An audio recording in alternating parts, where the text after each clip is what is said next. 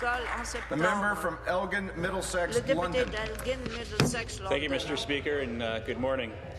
I'm glad to speak on this bill. It's a pretty close issue to myself. About 2 years ago, I ended up visiting a visitation at a funeral home, and one of my employees who had left us, she'd moved on to another job, but her 13-year-old son decided just before Mother's Day to end his life. And it wasn't because he was sick, it was just basically he was bullied and he was sick of being picked on at school and having no help, no support from the school board, or the community at large. So I went to that visitation, and I haven't really gone to visitation for a child before, and it was quite shocking and startling, and a lot of emotions went through my mind at the time. It was anger and rage, but most of all it was helplessness.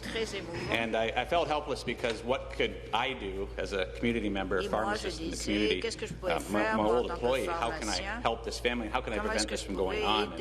And at the time, it was the helplessness you feel is you know, it hurts. It eats away at you. So I'm glad now that I'm in a position that I feel that I can help. And I am very, very proud of my fellow caucus members, Elizabeth Whitmer from Kitchener-Waterloo, who came up with quite an extensive bill, and I'm proud to be part of her caucus. And I'm quite proud to be alongside Lisa MacLeod here from Carleton, Nepean Carleton. I don't say it backwards, but I'm proud to be a colleague with Lisa and her advocacy on bullying, and just give you applause for her.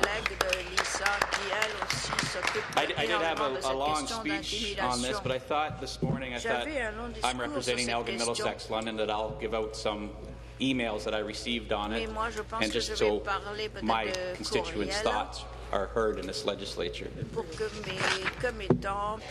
And some of them have come from, maybe earlier said, this one comes from Ann Taylor, chair of the St. Thomas Elgin Anti-Bullying Coalition. Ann is actually the mother of the son who took his life that used to work for me.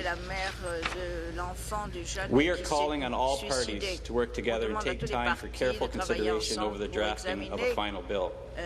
Bullying is abusive in nature and is a result of intolerance, inequity, and misuses of power. In order to put an end to bullying and bullycide, we must use legislation to help build this framework. The language must be concise and specific regarding bullying and peer abuse. Our hope is to have a bill strictly devoted to anti-bullying for all students and to keep other issues of equality separate so that the bill's purpose is not distorted.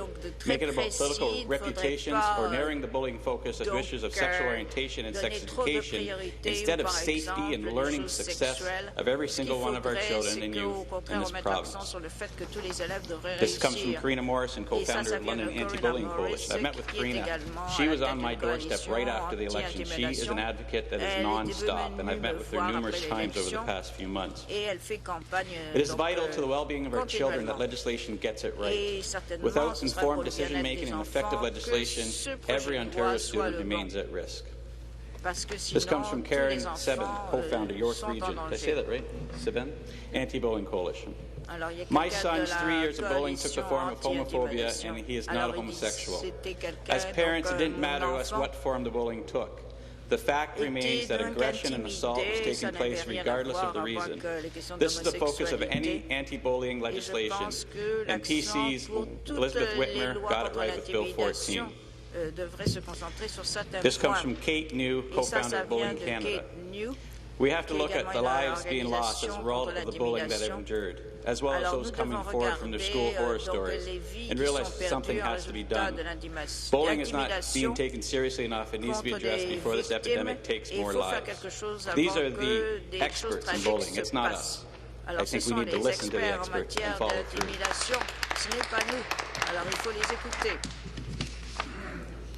We've got some emails here. These are a group of law students. I'm sure we all got this email, but I'm going to read it out anyways. As law students of Osgoode Hall Law School, University of Toronto, University of Ottawa, I want to thank you for your concern regarding the issues of bullying in schools. Many of us experience bullying in our own lives and have endured its detrimental effects. While we commend the goal of Bill 13 insofar as it addresses the need to eradicate bullying, we are concerned with the method and scope of this bill in attempting to achieve bullying prevention and intervention. While bullying can single out traits such as race and sexual orientation, bullying is not limited to students displaying such traits. Rather, any and all students may become targets, whether it's the size of one's body, for shyness, or for any other characteristic. Legislating that school board empower only those students who lead clubs from one of 4 explicitly protected groups: gender equity, anti-racism, respect for students with disabilities, and sexual orientation. This sends the message that some grounds for bullying merit more attention and protection than others. Consequently, the scope of the bill is too narrow and exclusive to promote true equity for all potentially targeted traits and identities. Moreover, the bill is silent on character development and on creating a safe environment for speaking about bullying.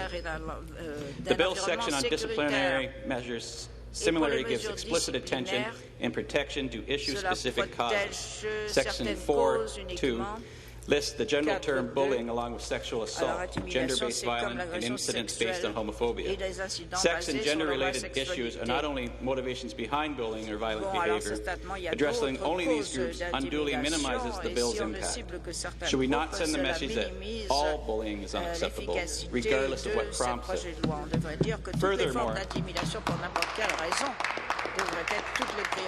Furthermore, the sanctions or appropriate consequences for inappropriate behavior listed in subsection 7.3 are vague and give arbitrary powers to schools to decide their own standard of appropriateness.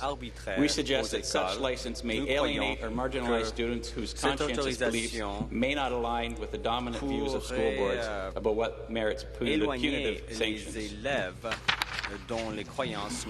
Got another email. I've been very busy with many appointments, all because of bullying. I sincerely hope changes are coming to keep our kids safe. My oldest, who endured bullying in grade 4, then intensified in grade 7 and 8, chose to go to an out-of-boundary high school to make a fresh start.